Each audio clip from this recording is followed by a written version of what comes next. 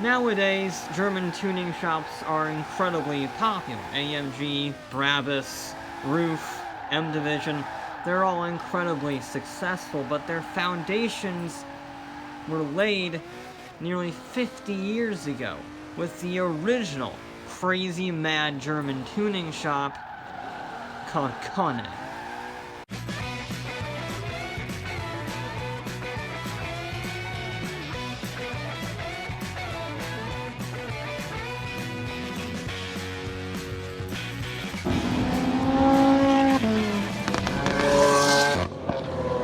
Okay, real quick, right out of the gate, there are going to be some German pronunciations, and I'm not very good at those, so here we go. We start out with its founder, Willy Koenig, who was born in 1938 and became very wealthy with his publishing company. Now, this vast amount of money allowed him to pursue his true passion, and it was not making books. It was racing. He started out in the Formula Junior Series in 1961, before moving up to sports cars like GT40s, Lola T70s, and Ferrari 250s. It was, in fact, a 1962 Ferrari 250 GT short wheelbase that he won the German Hill Climb Championship with. That, in turn, got him noticed by none other than Enzo Ferrari, who threw him a party at Ferrari's Maranello HQ. Apparently, it made a pretty good impression on him because he bought a brand new Ferrari 365 GT4 in 1974. And he hated it. The suspension, he said, was too soft, the gearbox was too slow, and the whole car was not as sporty as he thought a Ferrari should be. Which, in Ferrari's fairness, it was more of a grand touring car, but as a whole, the Ferrari brand was struggling in the 1970s as the oil crisis and various other incidents and regulations came into effect that hampered their performance. Well, Willy was not going to take that sitting down, and he thought, if you want to do something right, you gotta do it yourself. So, he fitted his Ferrari 365 with a new exhaust, larger brakes, larger tires, and replaced the entire rear axle.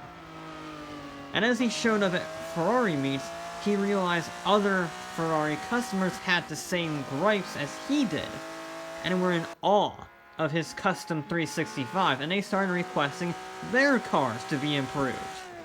So he started adding simple things like bolt-on body kits, manufacturer racing parts, and other bits of tuning. And after 3 years of doing some side jobs with 365s, Willy formed his own tuning shop called Koenig with an E. Why with an E?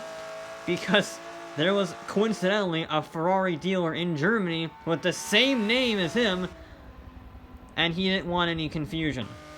So, it's Koenig with an E. And it became one of the first ever exotic car tuning shops. There have been tuning shops for hot rods and economy cars and whatnot, and I could hop those up, but a supercar? No one had ever thought about tuning up a supercar. And Koenig offered a lot of various performance kits for both the Ferrari 365 and the 512 series. A conservative base tune could get you a new exhaust and 370 horsepower, which is phenomenal for the 1970s, but that's just a conservative tune. A moderate tune got your V12, some rejetted carburetors, and a new cylinder head, making 450 horsepower. But Koenig's niche was a high-stative tune with a little innovative technology that BMW and Porsche had experimented with, called turbocharging. So they fitted a pair of Ray J turbos to the V12s, which made 620 horsepower to the road. In 1977, during peak energy crisis rules, you could get a supercar with a 0 to 60 of 3.9 seconds and a top speed of 206 miles per hour. And this is not like Hennessy, okay? They don't just slap on a whole bunch of horsepower and leave it at that. They upgraded the brakes, the suspension, and redesigned every single panel of the car but the roof as the years went by. And when the 80s came along, the world economy recovered and Germany experienced an economic boom. which meant the cars got bigger body kits, more fancy leather interiors, and even more power. This was beautifully exemplified by their work in the Ferrari Testarossa. You see, the Testarossa was already nicknamed the wildest and widest car mankind has ever seen. So Willy and Koenig made it even wilder. The body was widened even more and streamlined to make way for massive aqueducts. The front was sculpted into an even sharper front point, and you could get it as a convertible. But since Ferrari didn't offer a Testarossa convertible, it cost Koenig over $55,000 in 1985 to do it for you. Then there was the engine. They initially experimented with twin-charging, a turbocharger and a supercharger, just like the Lancia Delta S4, but that proved to be too complicated. They went with the old-fashioned twin-turbo setup. Now, most Koenig specials have about 100 horsepower more than stock. The 512BB kit had 300 horsepower. The fastest Testarossa kit had 615 horsepower more than the factory, giving it a grand total of 1,000 horsepower in 1986. It could do 236 miles an hour. At that time, the next fastest car in the world was the Porsche 959 at a pathetic 196 miles an hour. It was 40 miles an hour faster than a 959. It made the entire world take notice of this small German tuner. They went from odd jobs in Europe to a truly global enterprise. For better or for worse. Because his pal Enzo got wind of what Willy was doing to his precious sports cars, and well, in typical Ferrari fashion, he tried to sue him. Now, luckily, Enzo's frivolous suits did not stop Koenig, who proceeded to make things like a 750 horsepower F40 and a few tweaks to the F50. Now, like the 365, many people criticized the F50 for being worse than the F40, since the twin-turbo V8 in the F40 made more torque than the naturally aspirated V12 in the F50. So it was actually slower, despite being a newer car. So Koenig remedied that by bolting on two turbochargers, making 850 horsepower, while also giving you new exhaust with an optional extra loud mode, new BBS rims, a strengthened clutch, and bigger brakes.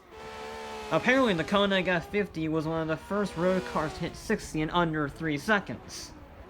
But still, the cease and desist threats from Enzo convinced Wood that he needed to expand his business outside of the prancing horse. So they began fitting plush leather interiors and fancy electronics to all sorts of cars. There were body kits made for BMWs, Jags, Porsches, and Mercedes. And it was at Mercedes that some of their most outlandish kits were created, which is saying something for Koenig. For instance, they took the businessman's S-Class, put on a long fender flare, and tuned its engine up to 400 horsepower. It was one of the fastest four-doors in the world and could hit 60 in 6 seconds flat. Or what about their Mercedes SL series, which had a 7.2-liter V12, making 580 horsepower to the wheels. Now, they didn't make very many of these cars. For instance, they made, I think, 14 of the Jag and only a dozen or two of the Mercedes SL, but still, these were incredible feats of engineering for the few people who had access to them. But Willy wasn't satisfied. Having done seemingly everything to the ultimate 20th century road cars, Willy and Koenig decided to tackle the next mountain: racing. And if you're going to tackle a race car, why not tackle the king of 80s endurance racing, the Porsche 962 Group C Le Mans car. You see, the 956/962 are the most successful Group C cars ever, and Koenig decided to take on the ultimate challenge and make them road legal. You see, Porsche built so many 962s for privateers that you could genuinely get an honest-to-God Group C car for cheap. But Koenig was not the only one with this idea. There was a British tuner that fell through with that deal for 962s, and there was another German tuner called Dauer, who also wanted to make a road-legal 962. So Koenig had a bit of a race on their hands, and they were determined to get the first road-legal 962 out before Dauer. So they bought a 962 tub with double wishbone suspension on all four corners, softer and higher springs for the road, a rear window that might work if it wasn't for the massive Le Mans wing on the back, and new headlights to meet EU regulations. It sat in the middle of a 3.4-liter 911 flat 6 instead of a proper 962 motor. They just couldn't get that engine to work. But still, depending on boost tune, it made up to 800 horsepower. Now, if the engine is not really a 962 engine, and the chassis is only partly a 962 tub, is it really a 962? Not really. It looks like one, but it was actually longer, wider, taller, and none of its carbon Kevlar body panels were actually interchangeable with an actual 962s. Regardless, it was slated to be one of the fastest production cars in the world, with a top speed of 235 miles an hour in 1991. But that was not the only thing unveiled in 1991. A global recession was unveiled, and only 3 out of the 30 planned cars were actually built. So, congratulations! Koenig won the race against Dauer, but Dauer got the last laugh, ironically, because they came out with their 962s 3 years later, selling all 13 units and winning Le Mans outright in 1994. Huh. But regardless, it was arguably Koenig's crowning achievement, and their last great hurrah before they slowly faded away into the shadows. After 2000, they just winded down car production, and now it's just another shop in Germany. They make something, I imagine. They're still in business, although their website doesn't say anything. In fact, I don't think their website's changed since they winded down car production 22 years ago. So, yeah. A very anticlimactic end to the most climatic car tuner of them all.